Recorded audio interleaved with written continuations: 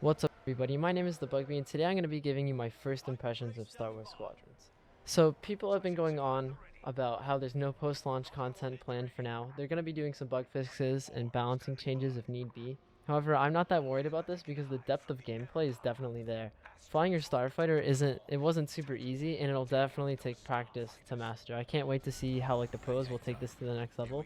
As you can see from just my first dogfight, which you are seeing on screen now, I didn't do that well. But the potential is definitely there. There's a lot to do. You'll have to worry about power management. You'll have to worry about running out of ammo. You'll have to worry about your lasers overheating or running out of charge. You'll have to worry about your shields positioning. You can put them in the middle, but if you want to put them in the front, you can do that. If you want to put them in the back, you can do that. There's just so much there to do, and it's just so much fun. You just have to feel it to play it, and it's just so good. So motive starts you off in the prologue, which basically is a big tutorial which also introduces you to some of the story mode characters. In the story mode, you'll play as both the Empire and the New Republic. From the about 2 hours of story mode that I've played so far, it's really good of introducing you to the gameplay, and the story's fun too. The story takes place right after the Battle of Endor, and you kind of jump right into the action. I'm not going to spoil anything for you guys, but I will. My one gripe I kind of have with it is in between missions, you'll talk to your squad mates, and when you talk to them, you're just kind of standing there, like you can't walk around or anything, which is also another gripe I have, is that when you're in your hangar, you can't walk around, but that's okay. But when you're talking to people, you're just standing there, and you can't really move your head much, and they're just staring at you, talking to you, and it just feels a bit awkward, but that doesn't matter because the gameplay and the story is actually pretty good. And when they're talking to you, they tell you about themselves and the lore and whatnot. And maybe they'll talk about the mission that you're about to be going on. It's quite interesting to listen to, but it just feels a bit awkward.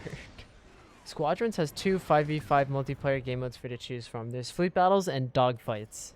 Dogfights is a first to 30 team deathmatch, which has a maximum timer of 15 minutes, but you're not really gonna get there unless nothing happens. When you get a kill, it's extremely satisfying. This goes for fleet battles as well. But when you fly by and you've been tracking them for a while on your radar, and you finally get close enough to fire upon them, and then you fire and you're leading your shots and you have to shoot a bunch to get past their shields and start damaging their hull, or you get a lock and you actually get the missile off and it hits, it's just super satisfying. In my experience, it felt like it took a lot to kill a player, a lot of shots to kill them, especially the Y-Wings, which are rather tanky. And you can even use components to make them even tankier. Now I'm going to talk about fleet battles. They're a lot more in-depth.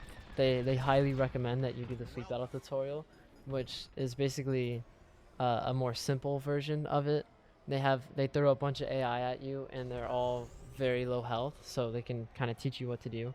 So you'll start off, and there's kind of 3 phases of it. Well, I guess there's 4 because of defense. There's a defensive phase as well if you fall behind. But there's 4 phases. You start off, and it's sort of like a team deathmatch where you have to kill enemy starfighters. There's also there's AI and player starfighters in order to build morale. Morale, if you have enough, allows you to start taking on the enemy capital ships, and then once you kill the enemy capital ships, then you can move on to the flagships. But then say if the enemy starts doing a lot better, then they'll build up morale, and you will then have to go on defense, and then you can fight back and continue pushing them.